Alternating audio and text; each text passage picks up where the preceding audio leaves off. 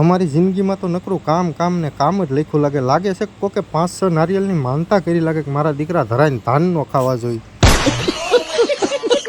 નમસ્કાર મિત્રો, હું છું અશોક અને સ્વાગત છે તમારું અમારા મિની બ્લોગમાં। પછી સવારના પોરમાં 8 કરોડની ગાડી 12 સકા ઉપાડ્યો, પણ કેમ ભદભદ અને આવી ગયા સીધા કાટવડની બજારમાં।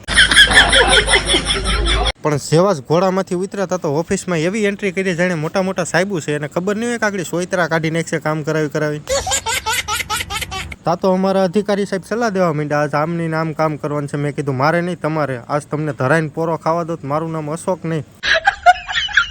પછી નિરાયતે સા પાણી પાઈને 500 માણાનું રસોડું બનાવ્યું, સોયતરા કઢવી નાખ્યા ગાડીઓ ખપ્પી। પછી મેં બનાવી નાખ્યો 135નો, પણ માવો ખાધા ભેગો એવો કોટો થયો કે કૂદકા મારવા માંડ્યો ગારિયામાં। આને કામે લગાડીને મેરુભાઈ હિસાબ કરવા સોટ્યા, આજ કેટલું વારવાનું છે અને કેટલી સફાઈ કરવાની છે।